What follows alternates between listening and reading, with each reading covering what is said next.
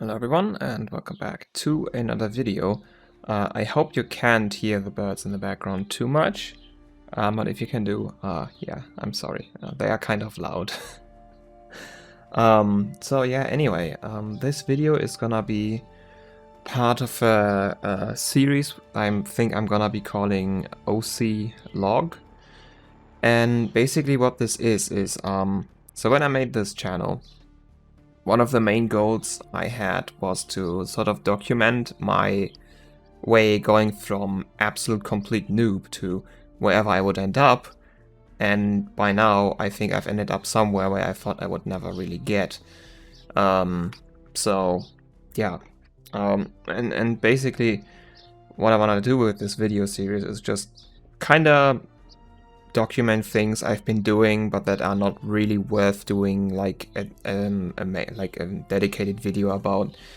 So I mean, their Bauer's doing something similar. It's just kind of like what he's been up to, but I don't think I'll be doing it as frequently. And well, he does stuff with his car and also that, but like, yeah, I'm just gonna be for overclocking stuff. So yeah, let's just get through the pile of things I've done over the last 2 weeks.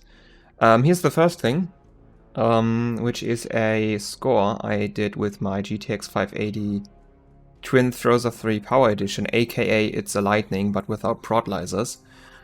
And I am now holding the ambient cooling record for 3D Mark Firestrike. So I'm 9th place, and so here I am.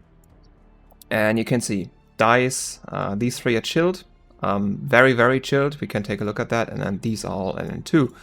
So, and if we take a look at the 3 chilled ones, you can always see in MS Afterburner 0 degrees temperature, 2 degrees temperature in GPU-Z, and then here also 0 degrees temperature in GPU-Z. So all of these are obviously running sub-ambient. I'm 26 degrees idle. That's not sub-ambient.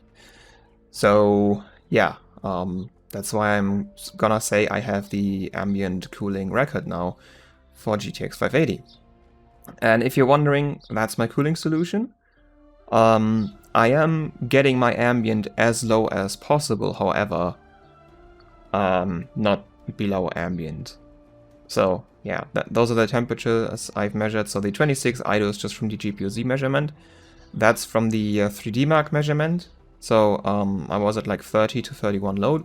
And then the 70 degrees ambient is the temperature of the air coming out of the radiator as recorded by the LMR K-type thermocouple thermometer that I have.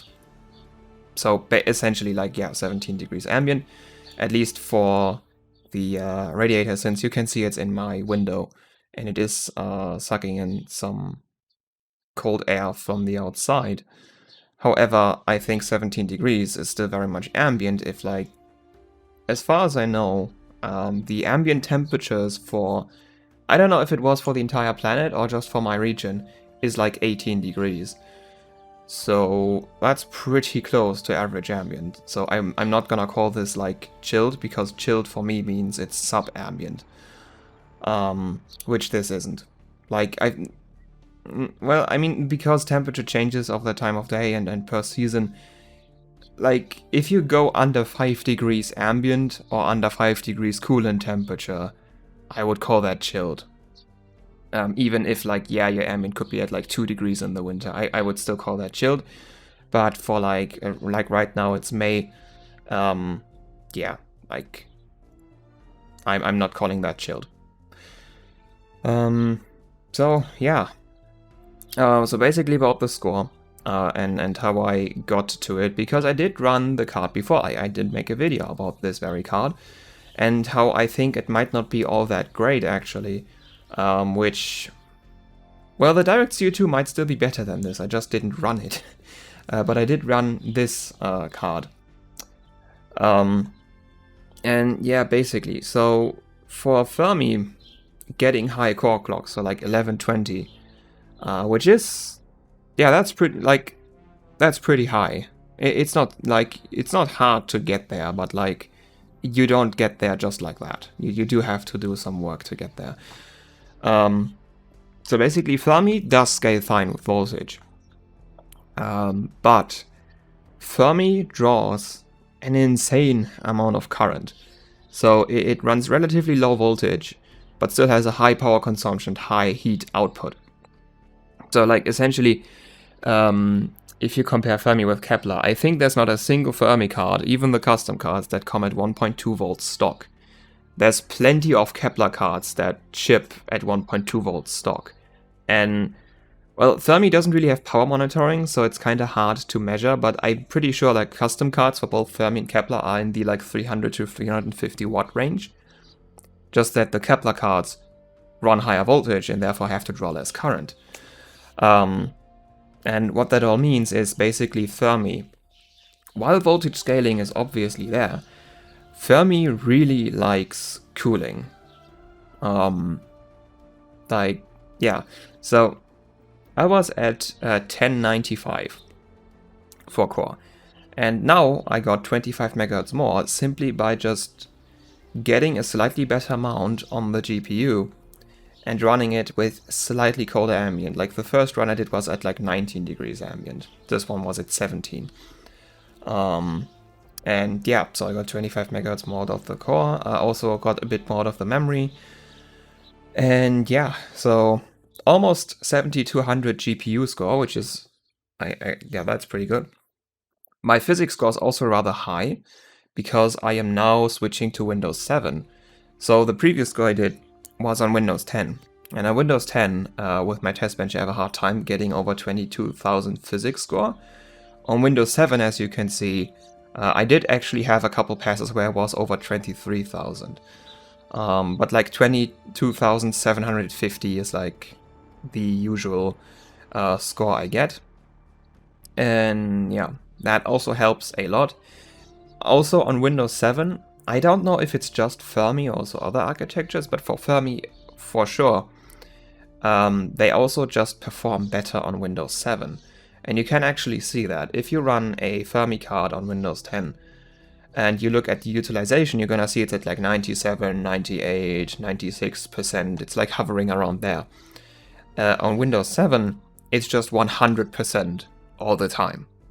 And yeah, like those 3 or 2% utilization you're leaving on the table on Windows 10, that's about the score difference you get going to Windows 7. So it's not just monitoring. No, the card is actually just not under full load on Windows 10. Like basically I couldn't break 7,000 GPU score on Windows 10. I just couldn't, like, no matter how hard I tried. So yeah. And yeah, I think, okay, if you're wondering what voltage I ran into this, I ran the card at 1.45 volts. Was it behind the core? Yeah, it was behind the core. That's a lot of voltage. And now you're probably getting why I was getting so big gains with just a better mount as well. Because the mount I had before, it was good, but this one was way better. And that must have helped with like hotspot temperature, because I don't think 2 degrees ambient temperature do 25 degrees at 25 megahertz core. I think that was actually the mount and hotspot temperature being much better. Yeah. And I was running LOD, of course, since that's legal. And I think that's pretty much it going for the score. That's the card. And yeah, let's move on to the next one. So this is my R9 280X. This is actually not the best I got out of that card. I do have a score that's about 200 points higher, but it wouldn't get me to third, and I think I can do better than even that score, so I didn't bother uploading it. So yeah, I was messing with my R9 280X. I did make that memory strap video. You can see this is still running 1250 timing. So this score was actually made before I did that video. Because in making a video I found out that 1250 mem timings is inferior to 1375 mem timings, at least on the memory chips I have, which is 2 gig AFR. And then the custom 1700 strap I was given is even better than 1375. So that's mainly where the score difference comes from my beta score. And actually I was also getting higher memory clock. So you can see here it's at 1775. I was able to pass 1860 with the 1700 strap. So it clocks higher and performs better even at the same clocks. And yeah, here you can see this was still on Windows 10. Like same test bench, just a different card. And here you can see, yep, 22K is not really that easy to get. And you can see like 5.1 gig, same memory settings, like, yeah, that's just Windows 7 for you. And yeah, so essentially I was messing with this card. I did find out that sadly this card is also voltage locked and does need a volt mod. So okay, it's kind of out of focus, but here's my VC too. I used the VC to disable overcurrent protection and also change voltages. However, there is a maximum voltage you can set, and that's not high enough for my taste. Like for my water loop, since my water loop is rather strong, like it has, I think, over 2 liters of water in it, so it can tank a lot of heat for a pretty long time. It does still heat up at some point, but like it also has a 360 push-pull rad. So yeah, I'm okay with going all the way up to 1.45 volts behind whatever GPU core I'm running. And this card basically is stuck at 1.38. That's the same with my HD 7950. I did solve it on that card. That's another thing I'm gonna show when we eventually get to the table. And yeah, so the core on this isn't clocking that high. It seems to be just generally not that great of a core. It's still pretty, like 1280 is still pretty good. But yeah, like I mean my 7950 is also voltage locked and that one ran like 1350. Much better core, though it is one of the old cores, this is one of the new cores, so I shouldn't really compare them. But yeah, like the core doesn't seem to be that great on this card, but the memory on this card is the best I have so far. And given how much Tahiti cards scale from memory clock, especially when you mod the timings, I think this is still worth running, even if the core isn't that great. But like by Voltmodding it further, I think 1300 is possible, like by Voltmodding it. And yeah, so yeah, basically that's that. So basically that's a validation run of my 280X, and I'm already at 4th. The only issue is that oh well, here you can watch my internet in action. If the site would load, hello, here we go. If you look at the ranking, it's gonna be, well, getting to 3rd place is gonna be possible, as you can see here. So the current best score I have is around like 12,500. So I need about 200, like I already have 200 more points than I have currently on HW board. And then about the same I would have to keep going to beat this score. Now, that's a DICE score, and he's running 1470 core. So that's pretty high. However, okay, he's running also an 8700K, but he's running better memory, and he's running at 8700K at 5.8. So his physics score is better. He also seems to be in Windows 7, but he's not running the high performance visual thing. Yeah, but I do think, because like he's having a better CPU score and he's running way higher core clock than me, I think this guy might actually not be running modded memory timings. Or just like running a strap that's not as effective, because like, oh, he's also running a matrix. Okay, yeah, so he's running at 280x matrix. I think this guy is not really... Well, he could be running 1250 timings. He's probably running 1250 timings. Or 1375. I don't think he's running the custom timings that I am, and that's potentially what's gonna make me win here. Because I can't beat that CPU score, and I don't think I'll be able to get my core that high. Not without dry eyes. But I think beating the score is possible. I think it's possible. The other scores, however, I will need dry eyes for, because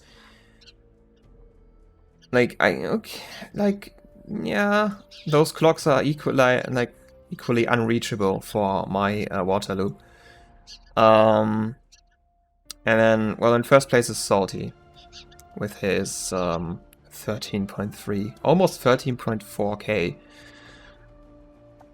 And basically, like, his CPU score is just so high. But he's just running 1375, or 1370 it just shows here. And just 1750 mem. So he is getting carried by his CPU for sure. But his scores, like his clocks, are nowhere near as high as those other two guys. And I know he's running 1250 timings, which are not the most efficient ones, as I found out. And more than that, I actually have that card now. Like, this is the card that I made that unboxing video of. So yeah, I literally have his card, but I won't be beating his CPU. Like, he's getting more than 10,000 more CPU score because he's running a 1500X and also some much better memory. So I will have to dice even his GPU to beat this score. Yeah, this kind of shows like just how good the memory timing mod is on the Tahiti. Well, also like the other scores, like from when are they? 2018. Wait. From when is this score? Oh, this is 2020. This is somewhat recent, but this one, 2018. Yeah, because like on AMD cards, just running newer drivers just gives you more performance.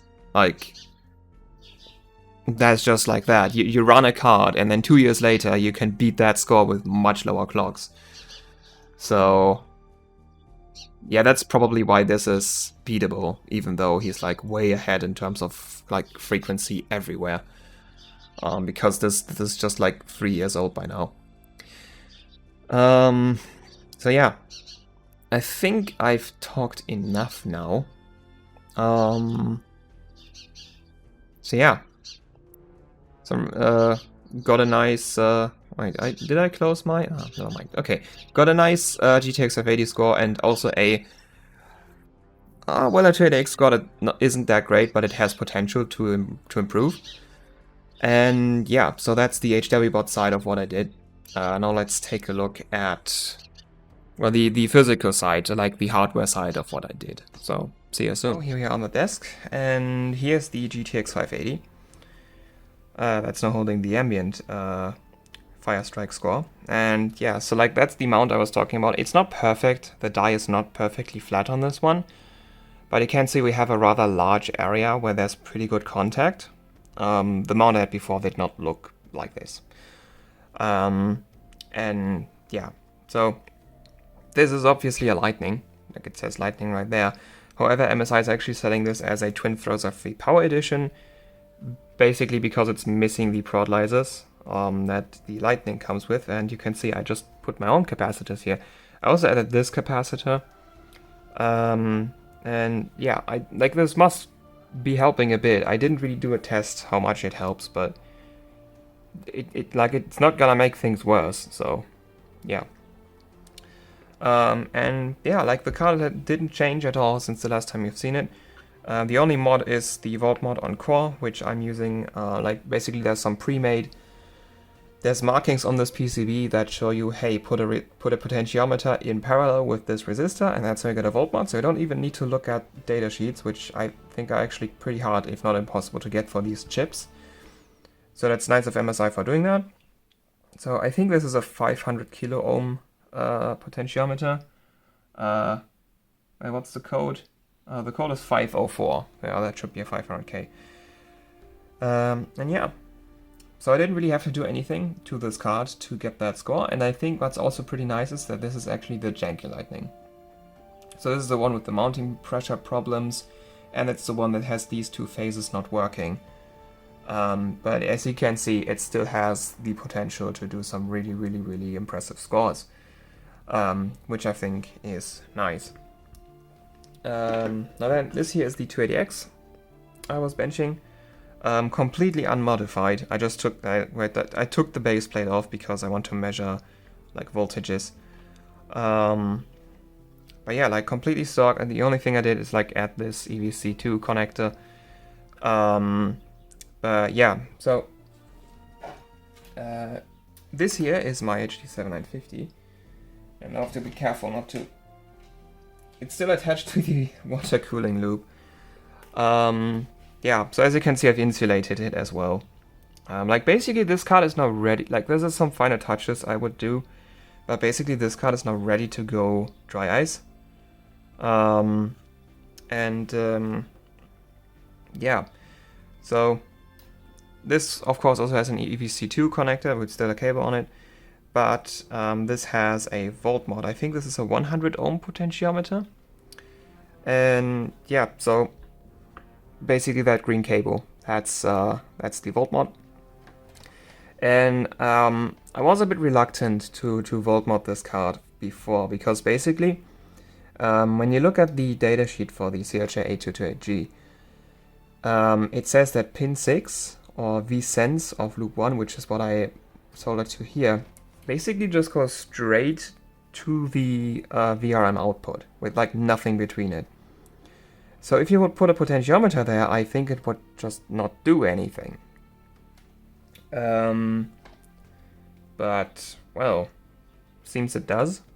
So because the Voltmod works, it's just that usually you get like a voltage divider next to your feedback pin, but this one just goes straight from like core voltage to the controller. So I wasn't sure if the Voltmod would work here, but well, it does. One thing you just gotta look out is different cards seem to have different resistances on this pin. So these 7950 and probably also my 280X have like 3.3 ohms, because that's the resistance of the core, like it's got straight to core. However, the 280X Direct C2 that Salty sent me actually has 100 ohms of resistance there. And so he's not using a 100 ohm potentiometer, he's actually using a 5 kilo ohm potentiometer. I assume that on that card it's different because there are like hot wire points that the reference card doesn't have, but I'm not entirely sure. Just like watch out for the resistance like on this pin. And yeah, so basically with this I can now go over 1.38 volts on the core. I'm gonna do the same mod on the 280X here, and I will probably also do it on memory, because memory is also stuck at 1.7 volts, and I do wanna potentially go to 1.75. Because at least on this card, the memory chips on this card, I have seen voltage scaling. The ones on this card, not really. So yeah. But that's basically what I did. So this thing is gonna get Voltmodded for core and potentially memory. Same for the 7950. Basically what's gonna be upcoming now is testing the 7950 for maximum core stability. Like I wanna see what the extra voltage does. I don't think it will do much, because this card basically like it does, was it 1300 or 1350? I'm not sure. Like it doesn't need a lot of voltage to clock really high, and like basically at 1.27 volts it can already clock really, really high. And if you go higher voltage, yeah, it does scale a bit, but like it falls off very, very hard. Whereas on my 7970 matrix, and I think also this card, the core just kinda keeps scaling. Like it scales slower than the 7950, but it keeps scaling for longer. So I think modding this one will have a better gain than the 7950. However, they are basically the same PCB. And yeah, so I just did it on the 7950. And like if it works there, it's gonna work on this as well. Like same exact controller, same exact layout. So yeah, and that should be it. Oh no, one last thing. I did hear that at some point this year there's going to be a GTX 280 competition on HWBot, and I do want to take part in that. I do have a 280. I haven't really done anything with it because I have next to zero knowledge about the Tesla architecture or just 200 series in general. They do not run Firestrike. Like, technically they are DirectX 11 compatible, but Firestrike just refuses to run. 3D Mark 11 also shouldn't run, which basically means you're stuck with Vantage and Heaven. Heaven is really, really hard to run because apparently you need a lot of OS optimizations, leaving me effective with Vantage. Well, like, Vantage is also kind of annoying to run because it's really long. But I guess it's gonna be like a 3D Mark Vantage competition mainly for that card. And since GTX 280s are like kinda cheap to get, I was thinking I'm gonna get more of them, and I wanna try to figure out how to e-power one of them. Because basically I checked eBay and all you can get in my region is reference cards. I'm not sure if there are even custom cards for the GTX 280. It might just not be custom cards. And I don't really like the reference card because you can't really put a better heatsink on it without losing VRM and memory cooling. And the VRM is not really in a layout where you can just plop a different heatsink on it. Now it's not like in a straight line like this. It's like a zigzag line. So cooling that is gonna be very difficult. So I was like, nope, just gotta e-power it. And well, I don't want to break my only 280. So I guess I'm gonna be buying some GTX 280s. They're not that they're not really expensive. Well, I guess I'm gonna be binning them. And yeah, I'm gonna sacrifice pretty much the worst of them to my e-power experiments, and if it works on that card, and I feel confident enough not to kill my best card, I'm gonna e-power that one and then use that for the competition. And yeah, so that should be it now. So, thank you for watching. I hope this was somewhat interesting, like just like what I've been up to, what I've been doing. Maybe it's gonna inspire you to do something yourself, or maybe you just wonder what I just kind of do. Like just kind of what the little things are I do that are not really worth doing in a dedicated video about. So, yeah, thank you for watching, and until next time, goodbye.